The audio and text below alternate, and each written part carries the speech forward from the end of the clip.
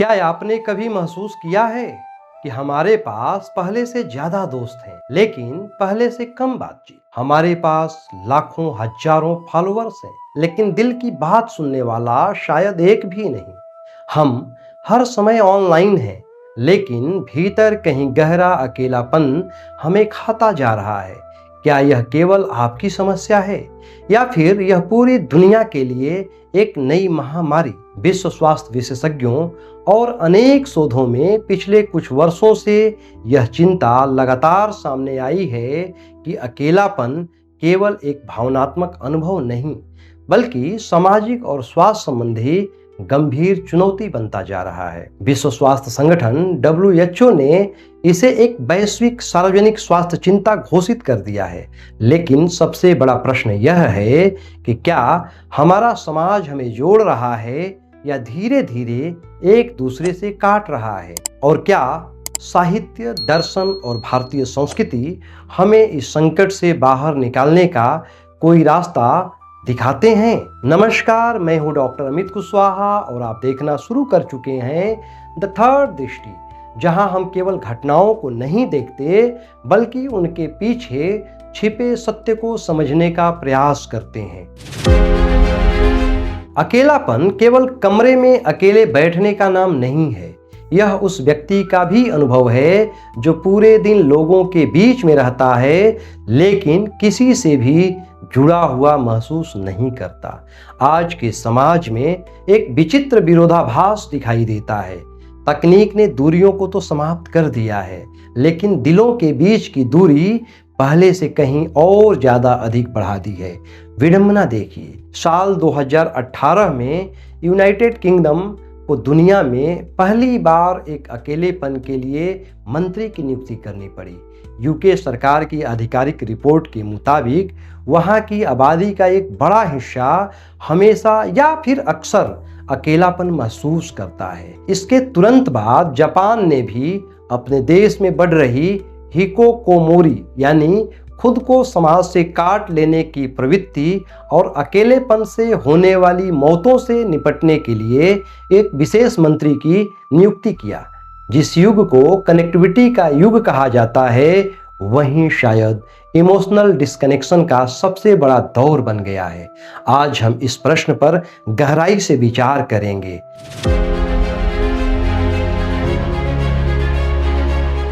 आखिर अकेलापन है क्या? अक्सर लोग अकेले रहने और अकेलापन महसूस करने को एक ही बात समझ लेते हैं, लेकिन दोनों बिल्कुल अलग है। अकेले रहना एक परिस्थिति हो सकती है, जबकि अकेलापन एक मनः स्थिति है। आप जंगल में अकेले रहकर भी आत्मिक रूप से संतुष्ट हो सकते हैं और महानगरों की भीड़ में खड़े होकर भी भीतर से टूट सकते हैं।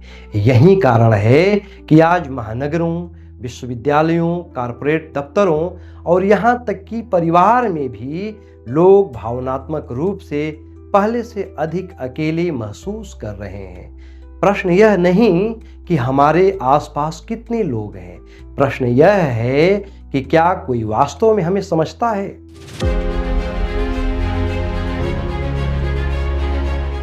विश्व की प्रतिष्ठित चिकित्सा शोध पत्रिका द लैंसेट और अमेरिका के ब्रिघम यंग विश्वविद्यालय द्वारा किए गए एक प्रसिद्ध मेटा एनालिसिस रिसर्च पेपर के अनुसार अत्यधिक सामाजिक अलगाव यानी कि सोशल आइसोलेशन का हमारी सेहत पर वही असर पड़ता है जो रोज 15 सिगरेट पीने या अत्यधिक मोटापे का पड़ता है।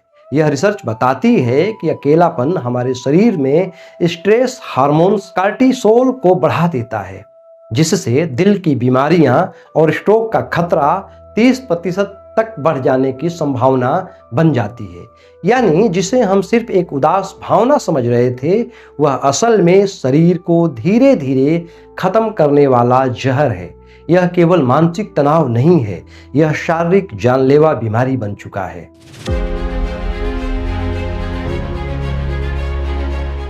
समाजशास्त्र की नजरिए से देखें तो इस अकेलेपन की जड़ें हमारे आर्थिक और सामाजिक ढांचे में भी हैं।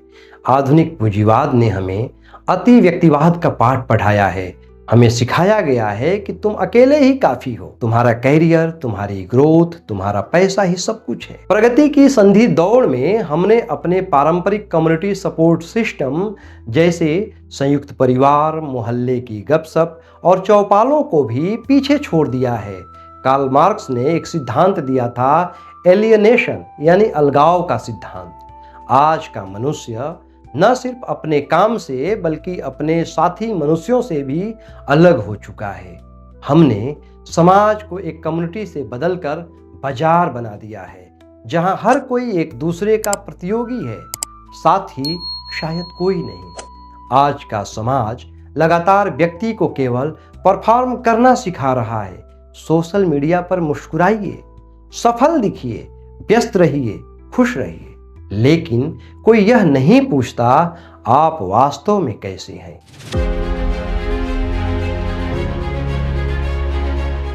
Harvard graduate school of education की हालिया रिसर्च रिपोर्ट कहती है कि आधुनिक समाज में अकेलापन सबसे ज्यादा खासकर 18 से 25 वर्ष के युवाओं को प्रभावित कर रहा है। Journal of social and clinical psychology में प्रकाशित एक अन्य अध्ययन के अनुसार जो लोग सोशल मीडिया पर ज़्यादा समय बिताते हैं उनमें अकेलेपन और डिप्रेशन यानी कि अवसाद के लक्षण अधिक पाए गए। सोशल मीडिया ने हमें कनेक्शन का भ्रम तो दिया, लेकिन बिलोंगिंग अर्थात अपनेपन का एहसास छीन लिया। हम स्क्रीन पर दूसरों की सुखी जिंदगी के हाईलाइट रील देखते हैं, जिससे हमारे भीतर एक अजीब सी हीन भावना पैदा होती है, जिसे आज की भाषा में फोमो अर्थात फेयर ऑफ मिसिंग आउट कहते हैं। स्क्रीन पर उंगलियां स्क्रॉल करने से डोपामाइन तो मिलता है, लेकिन वह मानवीय स्पर्श नहीं मिलता जो हमारी आत्मा को तृप्त कर सके। धीरे धीरे मनुष्य एक व्यक्ति से अधिक प्रोफाइल बनता जा रहा है।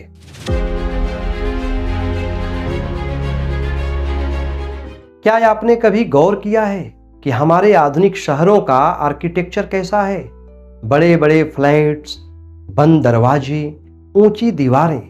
पुराने जमाने के घरों में बड़े बरामदे होते थे, जहां राह चलते पड़ोसियों से भी बात हो जाती थी। पहले पड़ोस हुआ करता था, अब केवल एड्रेस है। पहले चौपालें थी, अब केवल चैट ग्रुप्स हैं। पहले रिश्ते समय मांगते थे, अब वे केवल मात्र नोटिफिकेशन बन करके रह गए हैं। हम संवाद नहीं कर रहे, हम केवल सूचनाओं का आदान प्रदान कर रहे हैं। आज हम कंक्रीट के जिन डिब्बों में रहते हैं वे हमें सुरक्षा तो देते हैं, लेकिन आइसोलेशन भी मुफ्त में देते हैं। हम अपने बगल वाले फ्लैट में रहने वाले शख्स का नाम तक नहीं जानते। यहीं से अकेलेपन की शुरुआत होती है।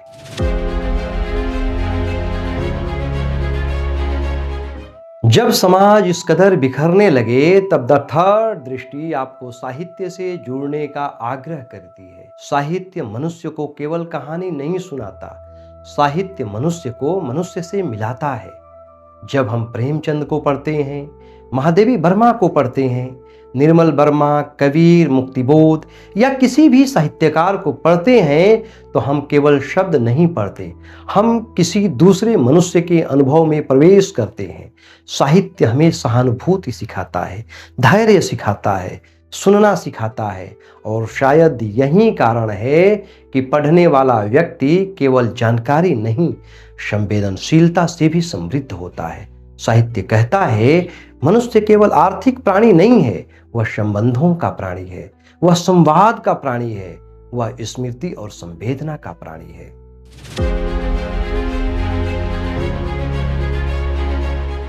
भारतीय सभ्यता में परिवार केवल जैविक इकाई नहीं था, वह भावनात्मक सुरक्षा का स्थान भी था।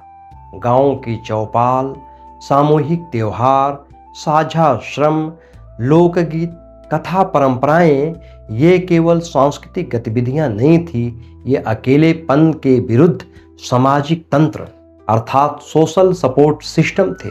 लेकिन आधुनिक जीवन की तेज रफ्तार में हमने सुविधा तो पा ली, पर शायद समुदाय को खो दिया। और जब समुदाय कमजोर होता है तो व्यक्ति भीतर से अकेला होने लगता है।